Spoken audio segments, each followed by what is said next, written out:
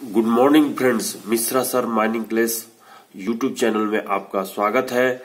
दोस्तों, जैसा कि आप लोग डीजीएमएस की एग्जामिनेशन की प्रिपरेशन कर रहे हैं, उसमें मशीनरी जो सब्जेक्ट है, जो ओवरमैन के कैंडिडेट अपनी तैयारी कर रहे हैं, उसके विगत वर्ष के क्वेश्चंस जो ओपन कास्ट खान के लिए रिस्ट्रिक्टेड सब्जेक्ट आती है, रिस्ट्रिक्टेड सब्जेक्ट की 7 नंबर तक का क्वेश्चन को अपलोड कर चुके थे। आज की वीडियो में आप 8 नंबर के क्वेश्चन से आगे का सॉल्यूशन को देखेंगे। तो चलिए फ्रेंड्स, आपके सामने 8 नंबर का क्वेश्चन दिखाई दे रही है। उसको पढ़ने के पहले मिश्रा सर माइनिंग क्लास की जो यूट्यूब चैनल है उसको आप सब्सक्राइब कर लीजिए, लाइक कर लीजिए, और अगर नए कैंडिडेट हैं तो आप बेल आइकन दबाइए ताकि कोई भी वीडियो अपलोड होती हो मिश्रा सर माइनिंग क्लास में तो उसका नोटिफिकेशन आप तक पहुंच जाए और आप इस वीडियो की स्टडी करके अपने एग्जामिनेशन की तैयारी को पक्का कर सके, एग्जामिनेशन को पास होकर सर्टिफिकेट गेन कर सके, एलिजिबल प्रमोशन के लिए एलिजिबल हो जाए। अर्थात साथ ही नॉन सब्सिडी कोल कंपनी में आप अपना जॉब पा करके बेटर लाइफ को सुनिश्चित कर सकें। तो चलिए फ्रेंड्स, क्वेश्चन नंबर 8 को पढ़ते हैं। क्या कहता है? Megger is an instrument meant for measuring. Megger जो होती है वो एक इंस्ट्रूमेंट है जो क्या मेजर करने के लिए इसका उपयोग किया जाता है। तो यहाँ पर मैं मेगर की कट पेस्ट करके रखा हूं, सामने में आपको दिखाई दे रही होगी कि megger is a portable instrument to measure high insulation resistance. ये हाई इंसुलेशन रेजिस्टेंस को मेजर करने के लिए उपयोग में लाई जाती है। It works on the principle of electromagnetic induction. जो फैराडे की इलेक्ट्रोमैग्नेटिक इंडक्शन दी गई रहती है, मैग्नेटिक इफेक्ट के कारण जो इलेक्ट्रिसिटी जनरेट होती है उसी को इलेक्ट्रोमैग्नेटिक इंडक्शन कहा जाता है। तो उस प्रिंसिपल पर जो है काम करती है कौन? Megger. The electrical power to a megar is provided by permanent magnet। इसमें जो इलेक्ट्रिकल पावर प्रोवाइड की जाती है उसमें एक परमानेंट मैग्नेट होती है जो DC generator, permanent magnet DC generator कहलाती है। तो यहाँ पर आप ऑप्शन अगर देखिएगा तो एक कहता है very low resistance, B number कहता है इंसुलेशन रेजिस्टेंस, और सी नंबर कहता है inductance of a coil, D number कहता है सी ऑफ द कॉइल, और ई नंबर कहता है ऑल ऑफ दी अबव। तो यहाँ पर आप इंसुलेशन रेजिस्टेंस पढ़ चुके हैं और बी नंबर को टिक लगा के आप आगे की ओर बढ़ सकते हैं फ्रेंड। नेक्स्ट प्रश्न में देखिए क्या कहता है। क्वेश्चन नंबर 9 क्या कह रहा है? The capacity of capacitor used in power factor correction is expressed in terms of. Capacitor जो सीलिंग फैन में भी लगी रहती है, आप लोग खोलते होंगे तो देखते होंगे। कैपेसिटर जो जिसकी कैपेसिटी की जो बात करते हैं वो used in power factor, power factor correction में उसका यूज जो किया जाता है तो उसका किस रूप में एक्सप्रेस किया जाता है प्रश्न कहा जा रहा है। ऑप्शन ए कहता है kilo volt ampere, option B कहता है किलोवाट, ऑप्शन सी कहता है वोल्ट्स, ऑप्शन डी कहता है किलो वोल्ट एम्पियर रेजिस्टेंस, ई कहता है किलो वोल्ट एम्पियर आवर। तो यहाँ पर आप देखेंगे कि जो मैं कट पेस्ट किया हूं उसमें the capacity of a capacitor used in power factor correction is expressed as kilo volt ampere resistance. तो किलो वोल्ट एम्पियर रेजिस्टेंस के रूप में इसको शो किया जाता है, जो कि आप ऑप्शन में देखिएगा तो डी है, तो डी को टिक लगा करके आप आगे बढ़ सकते हैं। लेकिन यहाँ पर जो पावर फैक्टर की बात जो किया जाता है वो पावर फैक्टर जो है कॉस फाई से डिनोट की जाती है, जबकि फाई जो है वोल्ट और करंट के बीच का एंगल होता है। जब आप ग्राफ तैयार करते हैं वोल्ट और करंट के बीच, तो जो ग्राफ में एंगल आपको मिलती है उसको फाई कहा जाता है, और कोसाइन फाई ही जो है पावर फैक्टर कहलाती है। तो इसको हम लोग cosine of the angle between the voltage and current से डिनोट करते हैं। ठीक है फ्रेंड्स, आगे बढ़ते हैं क्वेश्चन नंबर 10 की ओर। अब यहाँ पर क्वेश्चन नंबर 10 आपको दिखाई दे रही होगी। क्या कह रहा है? The full form of ERTL। ERTL का फुल फॉर्म पूछा जा रहा है। यहाँ पर आप देखिएगा तो ERTL में इलेक्ट्रिकल होगी कि इलेक्ट्रॉनिक्स होगी, पहले ये चूज करना होगा। आर में जो होगी रिसर्च है कि रिव्यू है कि रिपोर्ट है, ये आपको चूज करनी है। और यहाँ पे टी फॉर टेस्ट है, एल फॉर लेबोरेटरी है। तो टेस्ट लेबोरेटरी यानी सभी ऑप्शंस में है, तो टेस्ट लेबोरेटरी तो कंफर्म है कि टी और एल का होगा। यहाँ पर आर से रिसर्च देखना है, रिव्यू देखना है कि रिपोर्ट देखना है। ई में जो है आप देखिएगा कि ये क्या इलेक्ट्रॉनिक्स है कि इलेक्ट्रिकल है। तो यहाँ पर देखिएगा जो आर जो है वो रिसर्च भी नहीं है, रिव्यू भी नहीं है, ये है रीजनल। तो रीजनल के चलते इलेक्ट्रॉनिक रीजनल टेस्ट लेबोरेटरी जो north new Delhi popularly known as ERTL एन के नाम से जानी जाती है, is one of the flagship laboratory of the STQC Directorate, Ministry of Electronics and Information Technology, Government of India, engaged primarily in providing accredited calibration and testing facilities. तो इसमें जो है एक्रीडेटेड कैलिब्रेशन करने के लिए और टेस्टिंग यानी कि जो इंस्ट्रूमेंट्स इक्विपमेंट्स होती है इलेक्ट्रॉनिक, उनकी कैलिब्रेशन करने के लिए सुविधा उपलब्ध होती है। ये गवर्नमेंट ऑफ इंडिया की IT कंपनी का, minister of electronics IT company का IT का जो है ये लेबोरेटरी है, जिसको हम लोग जो है क्या कहते हैं ERTL। तो यहाँ पर none of the above option को टिक लगा के आप आगे की ओर बढ़ सकते हैं फ्रेंड्स। तो ये देखिए नेक्स्ट है क्वेश्चन आपके सामने सेकंड क्लास रिस्ट्रिक्टेड मशीनरी का, जो 2021 में पूछी गई थी। क्या प्रश्न पढ़ते हैं फ्रेंड? ठीक है, 11 number, what is the bulk modulus of elasticity? Bulk modulus of elasticity, elasticity पहले ही वीडियो में बताया था फ्रेंड्स कि क्या होता है। आपको मशीनरी की क्लास के लिए ये इलास्टिसिटी जो वर्ड है वो आपको बताया जा चुका है कि इलास्टिक लिमिट तक जब आप मटेरियल के ऊपर फोर्स लगाते हैं, एक्सटर्नल फोर्स लगाते हैं, तो वो अपने एक्सटेंशन होना चालू हो जाती है। लेकिन एक लिमिट फोर्स लगाते हैं तो वो फोर्स हटाते ही वो अपने पूर्व अवस्था में वापस जाती है। तो वह लिमिट जो फोर्स की रहती है वो इलास्टिक लिमिट कहलाती है और उस प्रॉपर्टी को इलास्टिसिटी कहते हैं। तो यहाँ पर जो बल्क मॉडुलस ऑफ इलास्टिसिटी होती है वो volumetric stress by volumetric strain का रेशियो होता है। वॉल्यूमेट्रिक स्ट्रेस यानी कि जो बॉडी के वॉल्यूम पर जो स्ट्रेस आप डालते हैं और उसके वॉल्यूम में जो डिफॉर्मेशन होती है उन्हीं का रेशियो कहलाता है क्या? Bulk modulus of elasticity. तो देखिए यहाँ पर बल्क मॉडुलस ऑफ इलास्टिसिटी के equals to volumetric stress divided by volumetric strain दिखाया गया है। वॉल्यूमेट्रिक स्ट्रेस को डीपी से, स्मॉल डी कैपिटल पी से दिखाया गया है और वॉल्यूमेट्रिक स्ट्रेस को चेंज इन वॉल्यूम बटे ओरिजिनल वॉल्यूम, जिसको माइनस में दिखाया जा रहा है, जो कि डिक्रीज होती है वॉल्यूम। तो यहाँ पर आप सी नंबर को टिक लगा करके आगे की ओर बढ़ सकते हैं फ्रेंड्स कि bulk modulus of elasticity is the ratio of volumetric strain to the volumetric strain. तो आते हैं क्वेश्चन नंबर 12 में, क्या कहता है? देखिए यहाँ पर function of breather in a transformer. Transformer में जो ब्रीदर होता है उसका काम क्या है? तो ब्रीदर का काम है, आप ये देखिएगा ऑप्शन में देख लेते हैं, पढ़ लेते हैं। To provide cooling air to the winding, winding में जो एयर होती है उसको कूलिंग करना। To provide cooling air to the winding, to arrest the flow of moisture into the tank, tank में जो मॉइस्चर होती है उसके फ्लो को अरेस्ट करता है। To control the level of the oil in the tank, tank में जो ऑयल होती है उसके लेवल को कंट्रोल करता है। To filter the transfer oil, transformer oil के को फिल्टर करता है। All the above. तो यहाँ पर आप देखिएगा कि जो ये ट्रांसफार्मर में ब्रीदर होती है यानी कि जो सिलिका जेल होती है, जिसको कहते हैं सिलिका जेल ही रहती है, वो मॉइस्चर को के फ्लो को अरेस्ट करती है।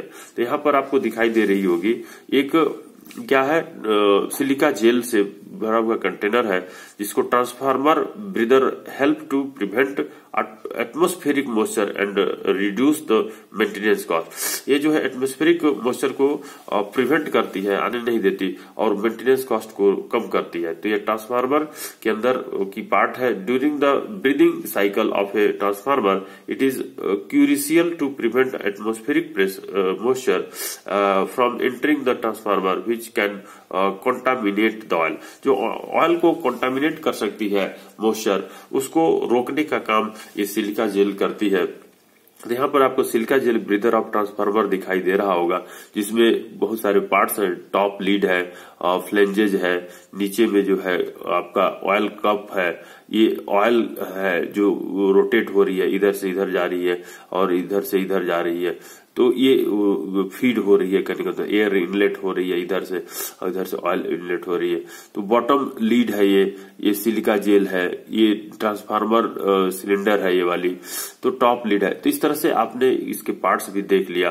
तो function of the breather in a transformer is to arrest the flow of moisture into the tank. B number को टिक लगा के आप आगे की ओर बढ़ रहे हैं फ्रेंड्स। अब यहाँ पे देखिए 30 नंबर क्या कहता है, which gas monitor should be installed on the roof bolting machine, continuous minor and long wall face equipment. जो लॉन्ग वॉल फेस इक्विपमेंट होती है, कंटिन्यूस माइनर होती है या रूफ बोल्टिंग मशीन होती है, उसके साथ इंस्टॉल्ड किया गया गैस मॉनिटर जो होती है वो कौन सी गैस का मॉनिटर करती है, जो ये इक्विपमेंट हम लोग कोल के एक्सट्रैक्शन के समय इस्तेमाल करते हैं। तो यहाँ पर जो गैस मॉनिटर करने का काम ये करती है इनके दौरान, क्योंकि मीथेन गैस सबसे ज्यादा मात्रा में निकलती है, इसलिए मीथेन गैस को ही मॉनिटर करने का काम करती है। तो ये hydrogen, B oxygen, C carbon dioxide, D carbon monoxide, यहाँ ई जो है इथेन मीथेन जो दी हुई है उसी को आप यहाँ पर टिक लगा सकते हैं। जिस संबंध में coal mines regulation 214 below ground face equipment, continuous mining, coal cutting machine etcetera के बारे में जो दिया हुआ है, जिसमें सब रेगुलेशन 2 में बताई गई है कि इन इक्विपमेंट के साथ जो गैस मीथेन डिटेक्ट करने के लिए लगा रहेगा मॉनिटर, गैस मॉनिटर, उसके संबंध में बताया गया है। तो मीथेन मॉनिटरिंग इक्विपमेंट इंस्टॉल्ड किया जाएगा इन सीसीएम, कंटिन्यूस माइनर और बोल्टिंग मशीन एक्सेट्रा मशीन के साथ। तो आगे बढ़ते हैं फ्रेंड्स, आपने ये टिक लगा लिया कि मीथेन गैस की जांच करने के लिए इक्विपमेंट में इंस्टॉल रहती है गैस मॉनिटर। अब आते हैं क्वेश्चन नंबर 14 में। देखिए क्या कहता है, a step of transformer increases. जो स्टेप ऑफ ट्रांसफार्मर होती है कि क्या इंक्रीज करती है, पहले ट्रांसफार्मर क्या होती है ये जान लीजिए। वोल्टेज को डाउन करती है या वोल्टेज को बढ़ाने का काम करती है। तो यहाँ पर टाइप्स ऑफ ट्रांसफार्मर में स्टेप डाउन ट्रांसफार्मर डाउन करती है वोल्टेज को, स्टेप अप ट्रांसफार्मर वोल्टेज को अप करती है। देखिए इसमें कोर होता है जो आयरन का, कास्ट आयरन का बना होता है, और इसके ऊपर जो है पहले लिम्ब में प्राइमरी कोल लपेटे रहते हैं, जो कि अल्टरनेटिंग करंट को इसमें इंसर्ट की जाती है। तो ये जो कोर है उसको अंदर जो मैग्नेट है वो उसको रिड्यूस करता है, और अगर डाउन ट्रांसफार्मर है तो सेकेंडरी कॉल में भेज करके वोल्टेज को डाउन कर देता है। तो ये जो है स्टेप डाउन ट्रांसफार्मर, उसी तरह से स्टेप अप ट्रांसफार्मर जब अल्टरनेटिंग करंट पहले लिंब में पहुंचती है तो वो मैग्नेटिक इफेक्ट के कारण से वो जो है उसकी वोल्टेज बढ़ जाती है और सेकेंडरी कॉल में तब पहुंचती है, तो उसको स्टेप अप ट्रांसफार्मर कहा जाता है।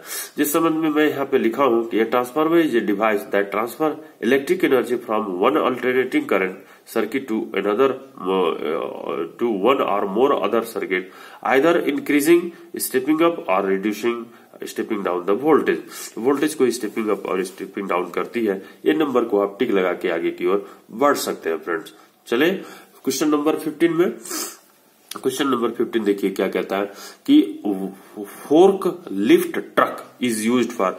जो फोर्क लिफ्ट ट्रक होती है, जैसा कि मैं पिक्चर में आपको दिखा रहा हूं कि यहाँ पे एक फोर्क लिफ्ट ट्रक है जो क्या करती है, जो लिखा हूं मैं यहाँ पर उसको पढ़ लीजिए। A fork lift also called lift truck, jitney, hilo, fork truck, fork hoist and fork lift truck, ये इसके अलग अलग नाम है फोर्क लिफ्ट ट्रक के।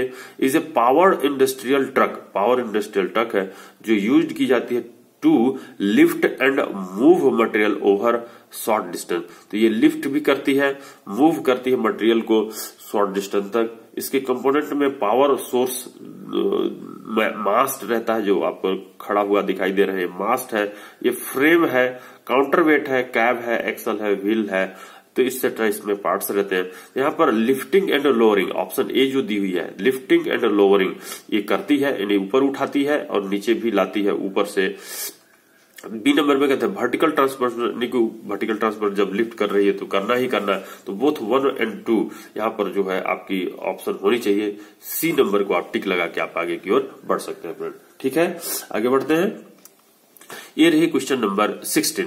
क्वेश्चन नंबर 16 क्या कहता है, drill machine of open cast mine specified by the, जो ओपन कास्ट माइंस में जो ड्रिल मशीन होती है उसको किस चीज से स्पेसिफाई करते हैं, तो ड्रिल मशीन की कैपेसिटी जनरली होल की डायमीटर जो आप वो मशीन ड्रिल करती है उसी से स्पेसिफाई की जाती है। तो diameter of the drill bit से नहीं करते, length of the drill tuber से नहीं करते, diameter of the drill tube से ही आप उसका करते हैं, जो कि होल ड्रिल करती है। तो power of the drill machine all the above, तो यहाँ पर सी ऑप्शन को टिक लगा के आगे बढ़ सकते हैं। जैसे यहाँ देखिए, the portable drill machine is specified by the maximum diameter of drill machine drill which can held, जो मैक्सिमम डायमीटर का ड्रिल वो करती है उसी से उसको स्पेसिफाई किया जाता है। तो सेंसिटिव जो अपराइट ड्रिल मशीन, ये तो पोर्टेबल ड्रिल मशीन की बात हो गई। सेंसिटिव और upright drill machine are specified by the diameter of the largest work piece that can be held, तो लार्जेस्ट वर्क पीस जो यूज की जाती है उसके लिए बताया गया है। तो यहाँ पर ओपन कास्ट के लिए जो अपनी होगी वो ड्रिल डायमीटर से ही वो यूज की जाती है, होल के डायमीटर से ही यूज की जाती है। तो आपने ये क्वेश्चन कर लिया होगा। अब आते हैं क्वेश्चन नंबर 17 में। क्वेश्चन नंबर 17 क्या कहता है,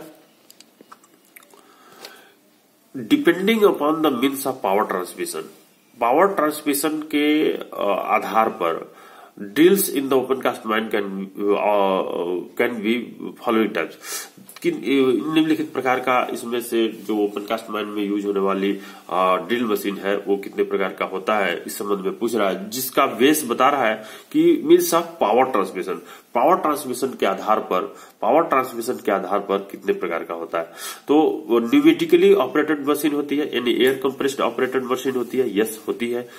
B number hydraulically operated machine होती है, तो हाइड्रोलिकली ऑपरेटेड मशीन यूज होती है। वैक्यूम ऑपरेटेड मशीन की संभावना नहीं है, तो यहाँ पर बोथ 1 और 2 डी को आप टिक लगा के आके कर सकते हैं। यहाँ पर इससे रिलेटेड नहीं है, लेकिन आप ये देख लीजिए कि 2 types of top hammer drills जो होती है वो यूज होती है ओपन कास्ट माइन में। एक कराउलर ड्रिल्स होती है that are used for the mining open cast mining operation, and drill jumbos that are the used in the operation such as the tunnel boring. Both types are mainly used in the drill holes for the charging gun powder with the blasting harder. तो tunnel boring में जो है यहाँ पर use होती है jumbo drills, और crawler drills जो होती है ओपन कास्ट माइंस में यूज होती है। तो आपने ये देखा टायर माउंटेड ड्रिल भी यूज होती है ओपन कास्ट माइंस में। 17 के बाद 18 नंबर प्रश्न पर आप दिखाई दे रहा होगा कि कर्सर के साथ हमारा अपने नजर को मूव कीजिए। What is the full form of LCD? LCD का फुल फॉर्म क्या होता है? तो पहले भी ये प्रश्न आ चुकी है। क्या कहता है? Liquid crystal display. C number याद रखिए इसको, लिक्विड क्रिस्टल डिस्प्ले होती है। जैसा आपकी घरों में टीवी आजकल यूज होती है, एलसीडी लिक्विड क्रिस्टल डिस्प्ले होती है, जिसमें कई लेयर्स होते हैं। क्या होता है? ऊपर में कलर फिल्टर होता है, यहाँ पर इलेक्ट्रोड्स रहते हैं, ये जो आपको दिखाई दे रही है ये इलेक्ट्रोड्स होते हैं। इसके बाजू में जो होती है लिक्विड क्रिस्टल जिसको आप कहते हैं वो रहती है। ये सबसे किनारे में लाइट सोर्स रहती है, फिर पोलरिंग फिल्टर रहती है, इलेक्ट्रोड्स जिसको आप यहाँ ऊपर भी कहे जो लिक्विड क्रिस्टल रहती है उसके बाजू में जो है इलेक्ट्रोड्स रहती है। तो ये डिस्प्ले सरफेस है यहाँ पर, और पोलराइजिंग फिल्टर है जो कि जस्ट कलर फिल्टर के बाजू में एक पोलराइजिंग फिल्टर। तो ये इसके लेयर्स हैं, डिफरेंट लेयर्स, जिसके आधार पर लिक्विड क्रिस्टल डिस्प्ले वर्क करती है। तो आप जो है क्वेश्चन की जो 18 नंबर है उसको डी को टिक लगा के आगे की ओर बढ़ रहे हैं फ्रेंड्स। चले ठीक है, ये क्वेश्चन नंबर देखिए 19 क्या कहता है? In a transmission line of negligible resistance, in a transmission line of negligible resistance,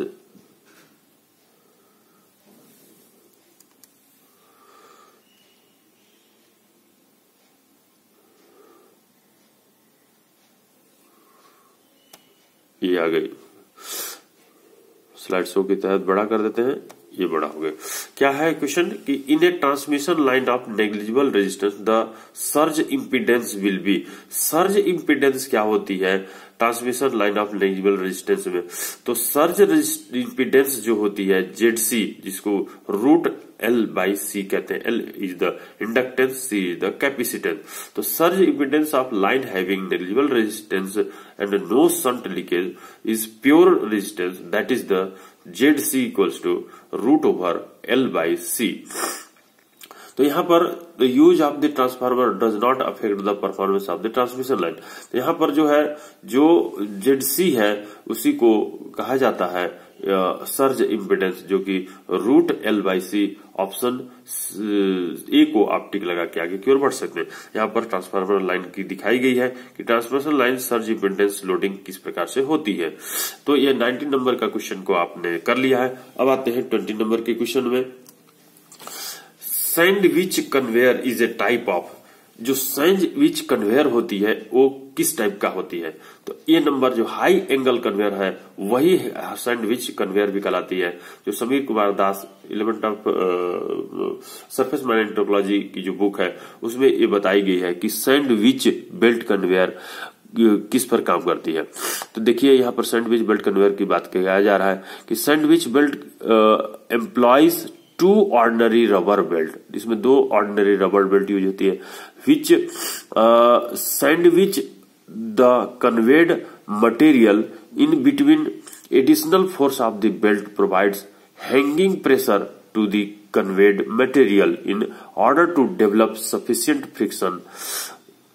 क्या मतलब होती है, मतलब समझ लें कि sandwich belt employs 2 ordinary rubber belts use होती है, जो कि सैंडविच जिसमें से होती है वो कन्वर्ट करती है मटेरियल को किसमें additional force on the previous lagging pressure, previous lagging जो हगिंग प्रेशर जो रहती है उससे जो एडिशनल फोर्स मिलती है और वो कन्वर्ट मटेरियल करती है, वहां कन्वर्ट मटेरियल तक कन्वर्ट करती है in order to develop sufficient friction भी डेवलप करती है। The material to the belt and material to include the so sliding back will not occur at the generating capacity angle।